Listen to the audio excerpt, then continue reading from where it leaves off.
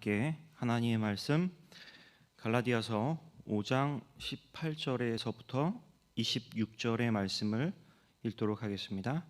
갈라디아서 5장 18절부터 26절까지의 말씀입니다. 제가 본문을 읽도록 하겠습니다. 너희가 만일 성령의 인도하시는 바가 되면 율법 아래 있지 아니하리라. 육체의 일은 현저하니 곧 음행과 더러운 것과 호색과 우상 숭배와 술수와 원수를 맺는 것과 분쟁과 시기와 분냄과 당짓는 것과 불리함과 이단과 투기와 술 취함과 방탕함과 또 그와 같은 것들이라. 전에 너희에게 경계한 것 같이 경계하노니 이런 일을 하는 자들은 하나님의 나라를 유업으로 받지 못할 것이요 오직 성령의 열매는 사랑과 희락과 화평과 오래 참음과 자비와 양성과 충성과 온유와 절제니 이 같은 것을 금지할 법이 없느니라. 그리스도 예수의 사람들은 육체와 함께 그 정과 욕심을 십자가에 못 박았느니라. 만일 우리가 성령으로 살면 또한 성령으로 행할지니 헛된 영광을 구하여 서로 격동하고 서로 투기하지 말지니라. 아멘.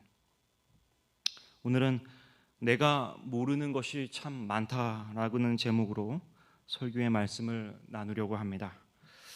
내가 모르는 것이 참 많다라는 말은 문학 평론가인 그 황현산의 책 제목입니다. 그 황현산 선생님께서는 2018년에 돌아가셨고 연세가 이게 70이 넘으셨지만 그의 마지막 책인 걸로 제가 알고 있습니다. 그의 책 제목은 그의 학력과 양력과는 대조되게도 나는 모르는 것이 참 많다라는 제목의 책으로 출판되었었습니다. 이처럼 사람의 배움은 그 나이와 상관없이 끝이 없다는 것을 다시금 느끼게 되는 것 같습니다. 이렇게 우리는 살면서 아무리 배워도 그 배움의 끝은 참 없는 것 같아요. 그리고 그렇게 끝이 없음과 더불어서 세상의 모든 가르침과 배움은 늘 딜레마를 가져오게 됩니다. 우리가 아는 것과 그것을 행하는 것 사이의 딜레마가 바로 그것이죠. 예를 들어서 컴퓨터 같은 기계는 프로그래밍 된 대로 작동을 합니다. 만약 다른 동작을 이렇게 하게끔 하려면 새로운 데이터를 입력하고 그것을 실행하기만 하면 그렇게 행하는 것이죠. 입력된 대로 움직이게 되어 있다는 것입니다. 그런데 사람은 그것과는 다릅니다. 사람은 머리에 무엇인가를 입력하지만 그것을 실행하는 데는 쉽지 않습니다. 이것이 기계와 컴퓨터의 차이인 것 같아요. 종교의 가르침을 떠나서 사람은 평생을 배워가지만 그것이 생각처럼 그 사람 안에 녹아드는 데는 오랜 세월이 걸릴 수 있습니다. 그래서 사람들은 머리부터 가슴까지의 거리가 가장 먼 거리라고도 말하고 또한 이 가슴에서부터 우리의 손과 발로의 거리 또한 그만큼 멀다라고 이야기합니다. 그만큼 우리가 머리가 아는 것하고 그것을 실행하기까지는 참으로 오랜 시간이 걸린다는 것이겠죠. 만약에 우리가 아는 것대로 삶을 살아갈 수 있다면, 우리가 배운 대로 삶을 그대로 재현할 수 있다면 우리는 매주 이렇게 계속되는 설교를 할 필요도 없고 그것을 들을 필요도 없습니다.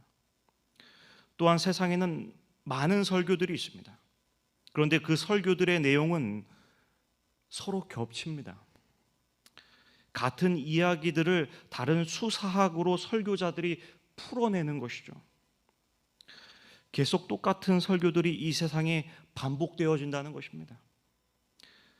교회를 오래 다니신 분들이라면 교회에 와서 이제 설교를 들으실 때 설교의 제목만 들어도 그 내용은 어느 정도 짐작하실 수가 있으실 거예요.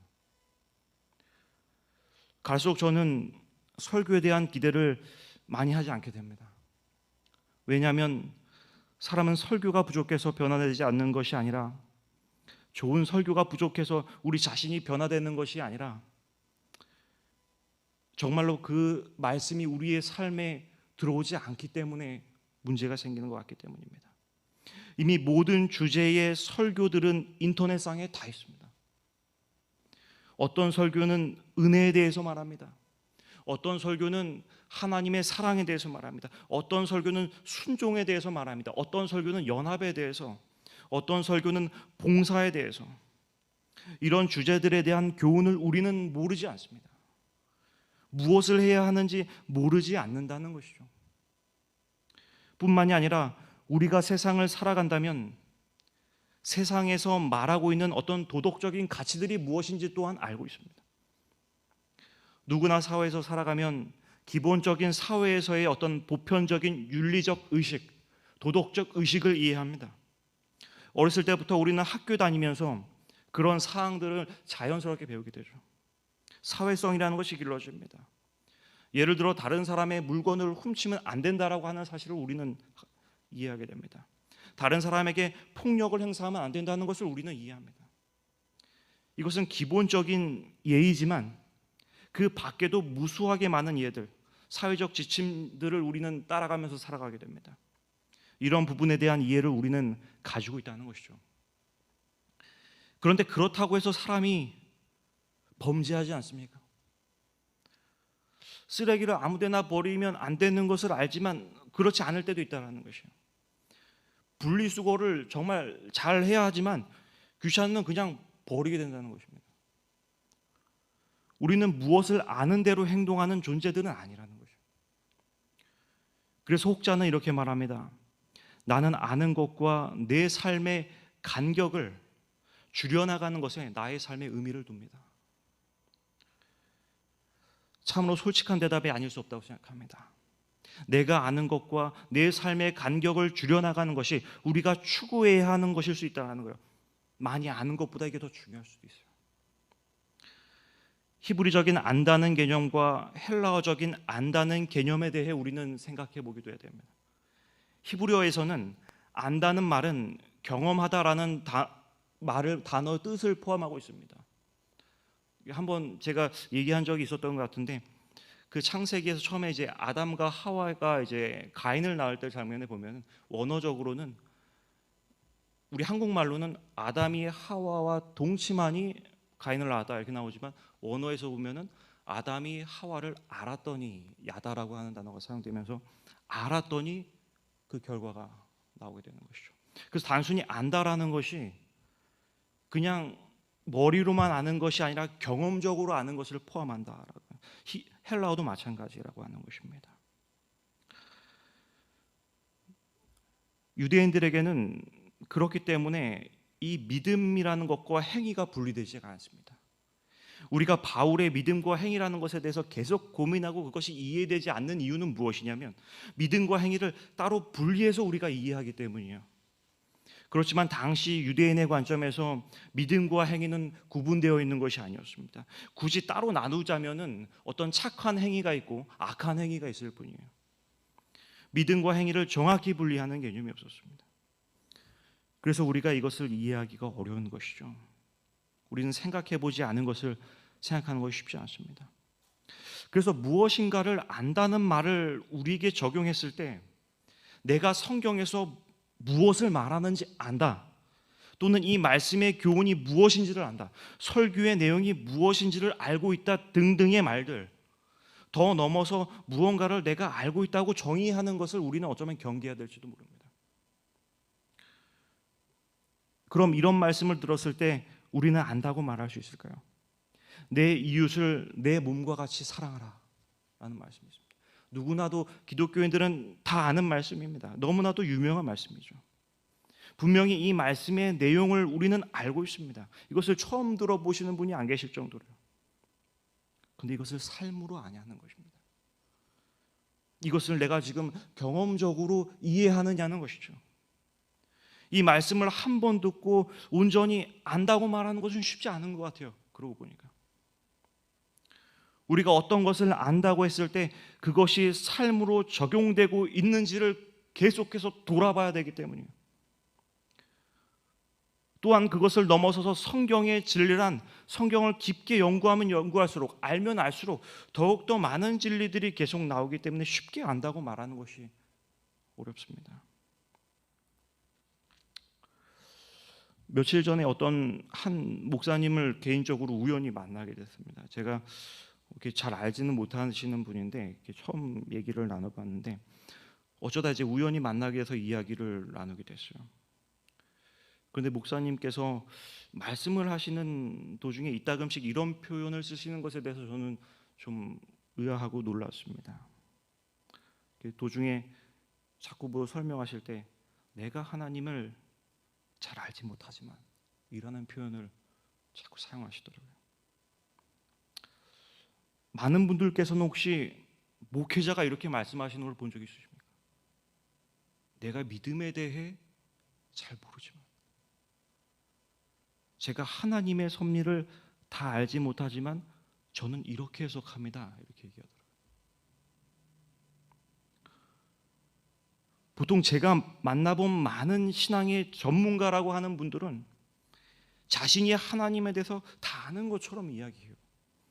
성경에 대해 다 아는 것처럼 이야기해요. 믿음에 대한 전문가들처럼 이야기하는 사람은 많이 만나봤어도 이렇게 말씀하시는 분 제가 잘 못 본 것 같습니다. 성도 여러분들께서는 난 다 안다라고 말하는 사람과 난 잘 모르지만이라고 말하는 사람 둘 중에 어떤 사람에게 더 신뢰가 가시나요? 저는 잘 모르겠어요. 저는 가면 갈수록 무언가를 내가 안다라고 말하는 사람에게서는 신뢰가 잘 안 가요. 우리는 내가 이것에 대해 잘 안다라는 오해에 빠질 때가 많아요. 그런데 실제로는 잘 모를 때가 많습니다. 오히려 내가 다 아는 것은 아니지만 이라고 말하는 사람에게 더욱 신뢰와 진정성이 가는 이유는 오히려 하나님 앞에 그리고 말씀 앞에 그 사람이 자신의 위치를 정확하게 이해하고 있다는 생각이 들기 때문이에요. 한계가 있는 인간으로서 그리고 그런 분들과의 대화가 나를 더 겸손하게 만들더라고요. 그런 의미에서 이런 설교자의 자리에 서는 것은 참으로 위험하다라는 생각이 듭니다. 오늘 설교를 준비하면서도 저는 그런 의문이 들었어요. 왜냐하면 역설적이게도 이 말씀이라는 것은 다 아는 내용들 같지만 오늘 본문들 사실 많이 읽어본 텍스트거든요. 그런데 내가 이 말씀을 온전히 다 안다고 말할 수만은 없는 내용들이기 때문에 일반적으로 설교자는 다 아는 것처럼 다 내 안에서 성취된 것처럼 말해야 되지 않습니까? 오늘 본문에서 바울은 이렇게 말합니다. 육체의 일은 현저하니 곧 음행과 더러운 것과 호색과 우상숭배와 술수와 원수 맺는 것과 분쟁과 시기와 분냄과 당짓는 것과 불리함과 이단과 투기와 술 취함과 방탕함과 또 그와 같은 것들이라. 전에 너희에게 경계한 것 같이 경계하노니 이런 일을 하는 자들은 하나님 나라를 유업으로 받지 못할 것이요. 그리고 이어서 설명합니다. 오직 성령의 열매는 사랑과 희락과 화평과 오래 참음과 자비와 양성과 충성과 온유와 절제니 이 같은 것을 금지할 법이 없느니라. 그리스도 예수의 사람들은 육체와 함께 그 정과 욕심을 십자가에 못 박았느니라 라고 말하고 있어요. 왜 이 말씀을 제가 다 안다고 말하기가 어려운 것일까요? 이 말씀이 정말로 내 안에서 다 이루어졌는가? 이 의문에서 내 자신이 자유롭지가 않더라고요. 우상숭배, 언제나 하나님을 자신의 마음에 가장 우선순위로 두지 못할 때 성경은 우상숭배를 한다고 말합니다. 원수 맺는 것과 분쟁과 시기, 분냄 이런 것들에서 저는 완전히 자유하지 않았어요.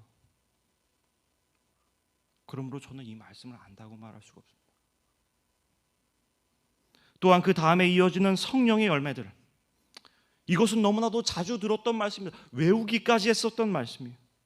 사랑, 희락, 화평, 오래 참음, 자비, 양성, 충성, 온유, 절제 이런 것들 또한 내가 다 안다고 말하기가 어렵더라고요.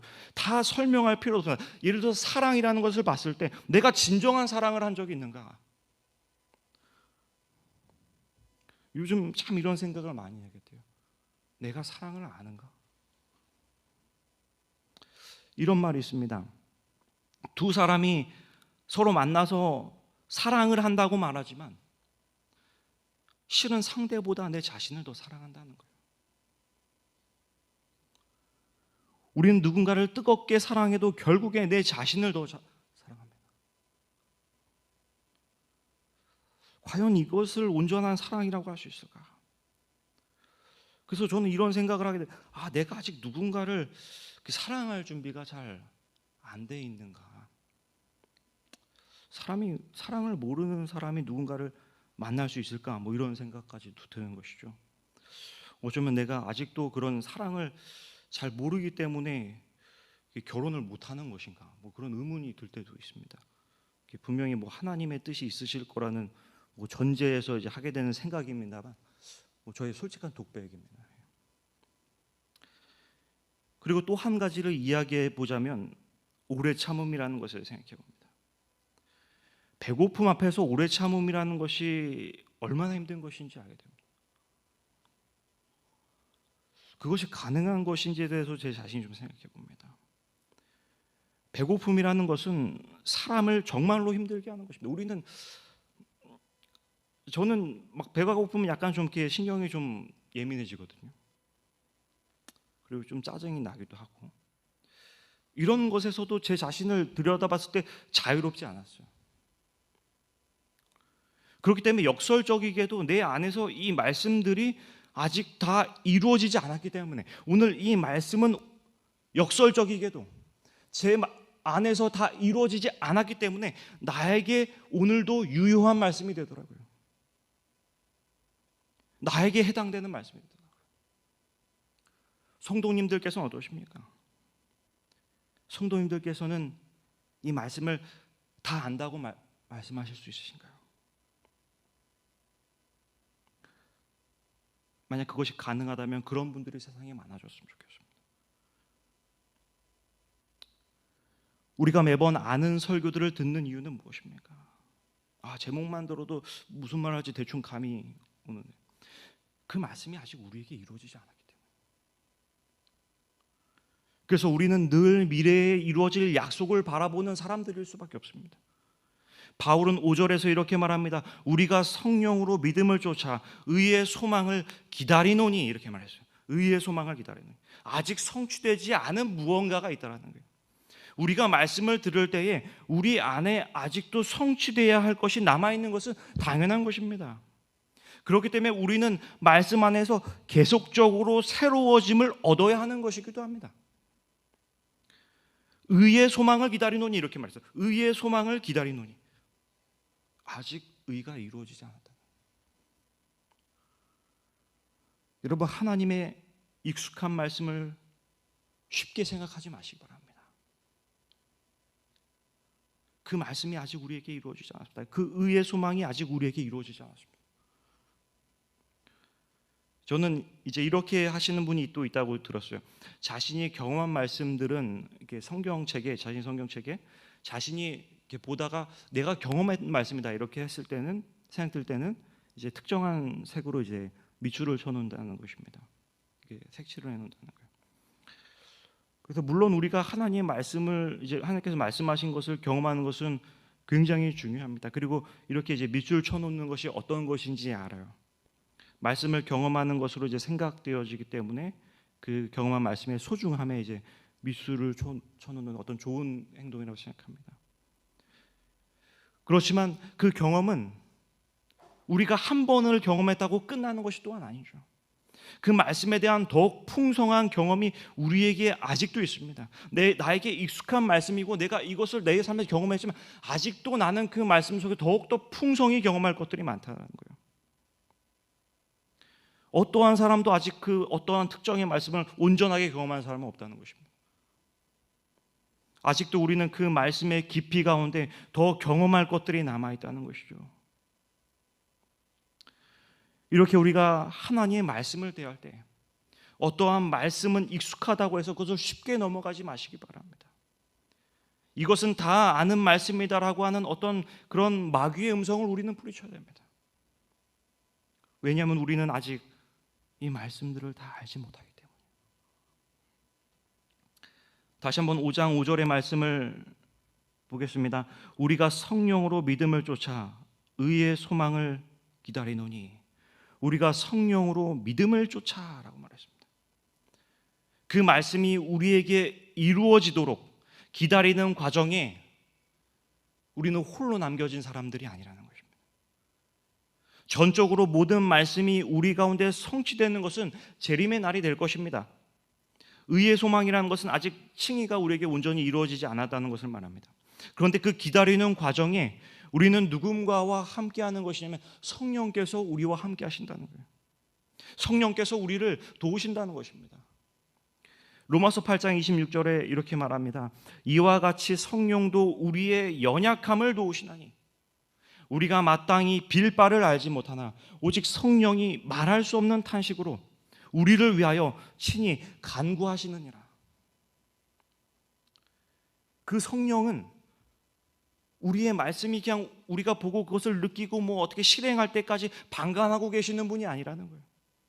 우리의 연약함을 도우신다고 말합니다. 우리가 기도하는 것 자체도 어떻게 하는 것인지를 알지 못할 때 그 기도가 하나님께 닿도록 우리의 그 언어가 표현할 수 없는 심정까지도 하나님께 전달하는 분이시라는 거예요. 그런 하나님께서, 그런 성령께서 우리의 삶을 도우신다는 것입니다. 하나님의 뜻대로 살고자 선택하는 사람은 알 수가 있을 것입니다. 하나님께서 우리를 도우신다는 것을 알 수 있을 거예요. 일단 하나님의 뜻대로 살고자 하는 마음이 내 안에서 일어나는 것부터가 시작일 수가 있겠죠. 우리의 삶은 아직 하나님께서 말씀하시는 바를 온전히 내가 아직 따라가지 못하지만 그 안에서 투쟁이 일어나고 하나님께서 나를 도우시고 있음을 우리는 그것을 실행하기 위해 선택했을 때에 알게 될 것입니다. 한 신학자는 이렇게 말합니다. 성령이 더 많이 활동할수록 사람의 의지는 더 고무되어 모든 일을 충분하게 생각하고 자유로운 의사결정을 내리며 고된 노력으로만 얻을 수 있는 훌륭한 생활 습관을 개발하고 반대로 나쁜 습관, 때로는 강요된 것이 명백한 죽음의 습관을 제거하게 된다. 이 과정에서 우리는 자신도 그 일을 하고 있으며 성령도 그 안에서 행하고 있음을 알게 되며 이렇게 말합니다. 그리고 엘렌 화이트는 이렇게 말합니다. 그리스도께서 그분의 제자들에게 가르치셨던 기도를 그대가 거듭하여 드리고 매일의 삶에서 그것에 부응하려고 분투한다면 성령께서는 마음과 심령을 쇄신시키실 것이며 그대에게 높고 거룩한 목적들을 수행할 능력을 주실 것이다.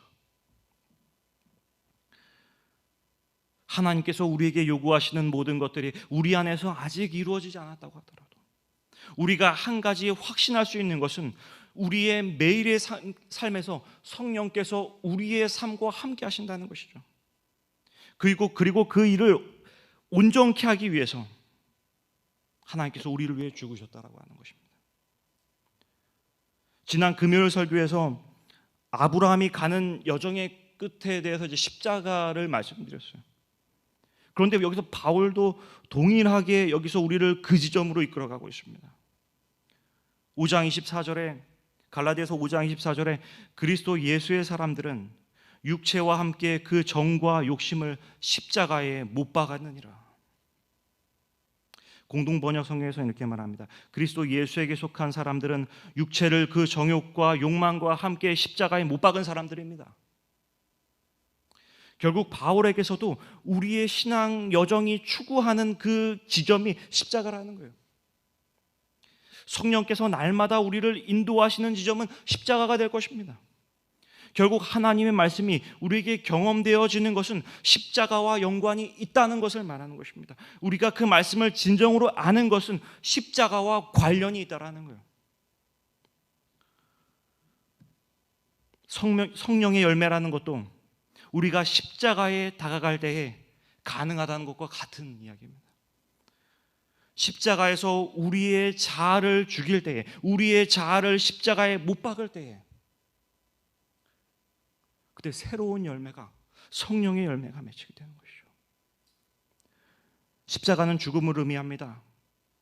우리의 육체의 것들을 십자가에 못 박아야 한다는 것이죠. 그리고 이것은 우리의 분토와 성령의 도우심 가운데 날마다 이루어지게 될 것입니다. 한 번에 어떠한 놀라운 경지에는 성인이 되는 것이 아닙니다. 어떤 사람이든지.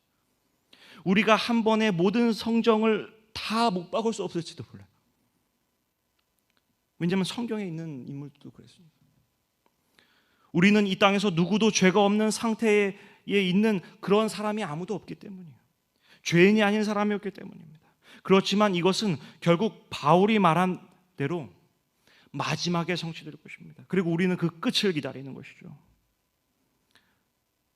그리고 성령의 열매를 맺는 사람은 그 과정에서 조금씩 날마다 아브라함이 그랬던 것처럼, 그리고 바울이 그 지점으로 말하는 것처럼 그 십자가로 나가는 사람일 것입니다. 우리는 날마다 죽노라라고 말하는 바울의 고백을 유의해야 합니다. 신앙의 성숙과 십자가로 가는 삶은 죽는 것과 관련이 되어 있기 때문입니다. 그 십자가에서의 죽음이, 그 십자가를 아는 것이 우리의 삶에서 늘 이루어질 수 있게 되기를 간절히 소망합니다. 성령께서 우리를 도우실 것입니다. 말씀을 마치겠습니다.